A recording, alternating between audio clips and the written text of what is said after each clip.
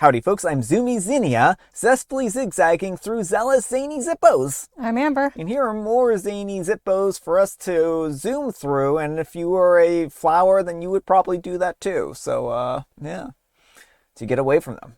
So let's get started on that. Alright folks, and our first letter is titled, Am I a jerk for being upset that I didn't get to do my own makeup for a wedding after being the makeup artist for the rest of the bridal party? My friend, the bride, had a very do-it-yourself budget like friendly wedding recently. I'm a professional makeup artist, and a month before the wedding, she asked me to do the makeup for the entire bridal party, 4 bridesmaids, 1 maid of honor, and the bride.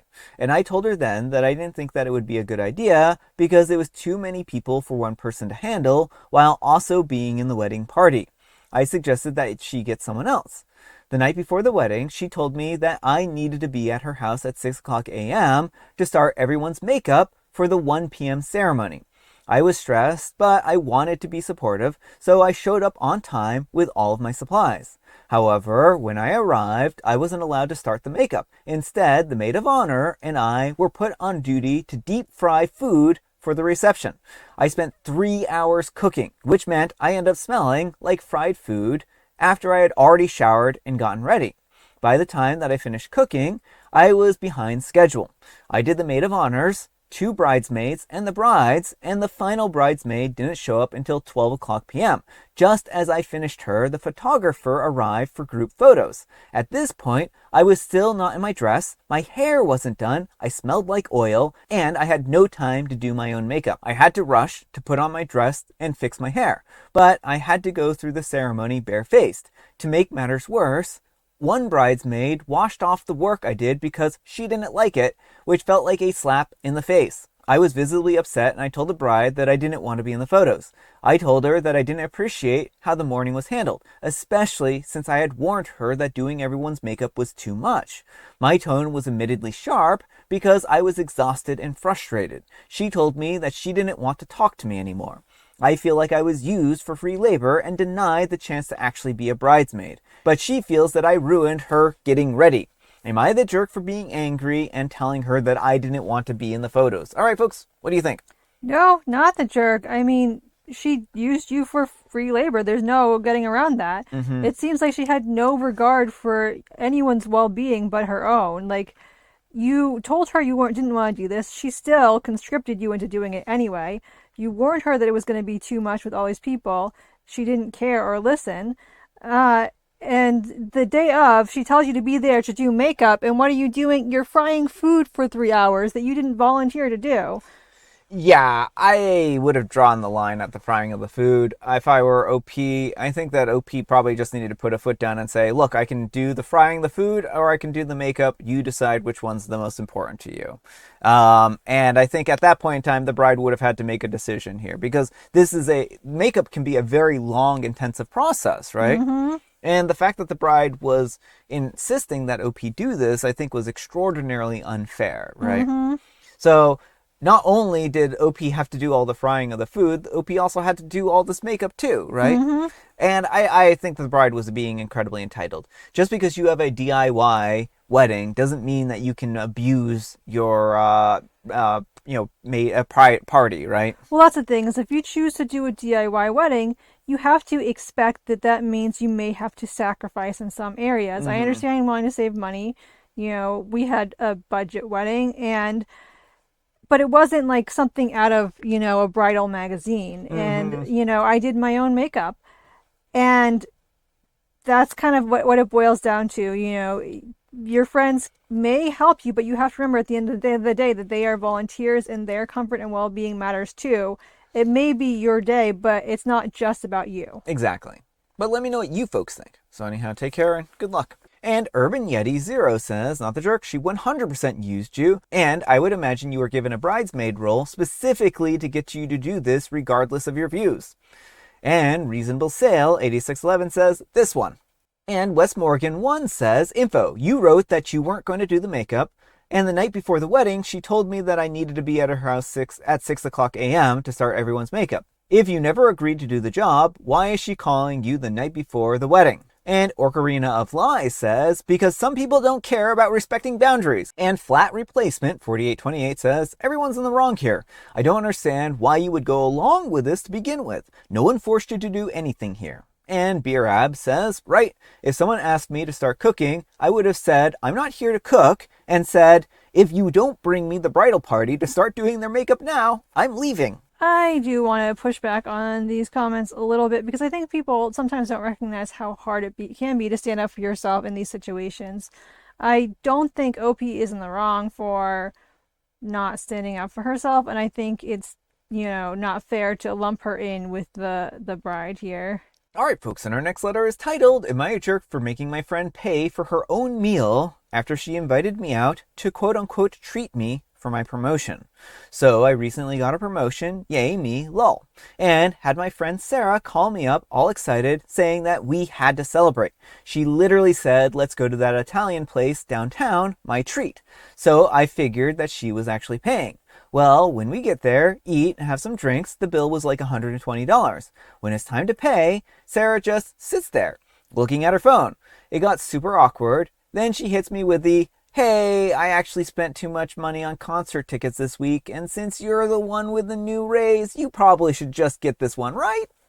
I was honestly floored. I told her that she was the one who invited me and said that she would pay. She started getting defensive and saying that I'm the one that's acting rich now, and that $60 is nothing to me, but a lot to her. I told her it's the principal. I ended up just paying for my half and leaving her there to figure out her part. Now she's blowing up my phone and telling our mutual friends that I humiliated her in front of the waiter and that I'm being a spoiled brat because I have more money now. Some friends think that I should have just let it go since I can afford it. I don't know. Was I too harsh? Am I the jerk? All right, folks, what do you think? No, not the jerk. That's not what treating means. She was trying to get a free meal out of you, and that's really gross and not friend behavior. Yeah, I mean, this was a blatant, grab at her trying to get a free meal. It was a bait and switch, the finest of bait and switches. Mm-hmm. She baited you by saying, let's go out, I'm going to treat you, and then switched it by being like, you're going to pay now, right? Because I can't afford it. I really think that she was it would be one thing if you accidentally overextended yourself, and because people do that sometimes, right?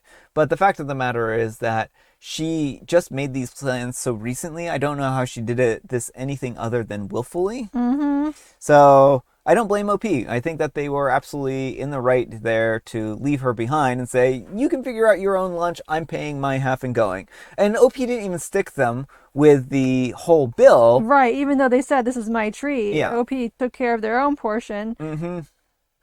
But let me know what you folks think. So anyhow, take care and good luck. And Pristine Access 6164 says, not a jerk, I actually commend you for what you did. That was incredibly inconsiderate, disrespectful, and entitled of what your quote-unquote friend did. And I'm really disappointed in the other friends. It's usually the loudest ones to talk that end up being in the wrong. I hope that they realize that one day, it's your raise, not hers. She initiated and bailed, so you bailed back. Keep being you, babes, because she deserved that. It does take some bravery to stand up to your friends, seriously. And OP replies, thank you so much, I really needed to hear that. It was actually incredibly hard to stay firm in the moment because my heart was racing. But I just kept thinking about how disrespectful the whole bait and switch was. You're so right, it's my raise and I worked my butt off for it, not a community chest for her to dip into. I'm choosing to surround myself with people who actually celebrate my success instead of trying to tax it. Good on OP. Alright folks, and our next letter is titled, Am I a jerk for putting a passcode on my iPad after my friend used it to look through my private photos? So I have a close friend who comes over to my place a few times a week to hang out. I usually leave my iPad on the coffee table because I use it for drawing and reading. I never had a passcode on it because I live alone and I didn't think I needed one. Well, a few nights ago, I went into the kitchen to make us some snacks. When I came back into the living room, I saw my friend quickly swiping out of an app. I didn't say anything at first, but later that night, I checked my recently opened apps, and it showed my photo gallery had been open for 10 minutes, and specifically scrolled back to the photos from 3 years ago. I felt incredibly violated. The next morning, I set a strong passcode and I enabled Face ID. When she came over again and tried to pick it up to look at a recipe, she realized that she was locked out. She asked for the code and I told her that I wasn't comfortable giving it out anymore after seeing that she had been through my photos. She got very offended and accused me of hiding something and treating her like she's untrustworthy.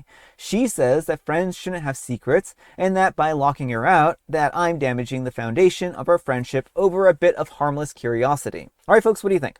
No, absolutely not the jerk. Friends are absolutely allowed to have secrets. Like, she doesn't need to know every little bit of your business, including your private photos. And she isn't being trustworthy. She snooped on your photos, and so, of course, she doesn't deserve to have access. Well, I kind of want to point out, if she thought that this wasn't snooping, then she should have just asked out loud and said, oh, hey, can I look at your photos from X, Y, and Z ago? Clearly, she knew that OP didn't want her looking at these photos because she quickly swiped out of them. She acted all suspiciously. If she had thought that this was a perfectly reasonable thing to do, she would have just been continuing to look at them and been like, oh, hey, OP, I'm looking at your photos. This one's so cute, or blah, blah, blah type of thing, right? So it feels like she knew what she was doing was a step over the bounds here. So I don't think that OP is in the wrong here to do all this because she doesn't seem like a trustworthy individual. But let me know what you folks think. So anyhow, take care and good luck. All right, folks, and our next letter is titled, Am I a Jerk for Not Forcing My 5-year-old onto a monster truck off-road tour? I'm a 38-year-old female and my mom, a 60-year-old female, paid for a whole extended family of 8 to take a trip to Moab, Utah as a Christmas present. This included an off-road Jeep tour that she had booked and paid for weeks in advance.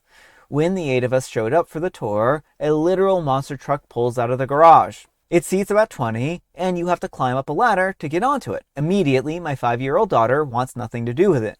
We try everything to get her just to sit in it and feel out of the situation. She hysterically is crying and refusing to go. My husband decides to stay behind with her, and as he is putting her in our car to calm down, my mom says, "Seriously?" I reply, "Do you want me to strap her down, kicking and screaming?"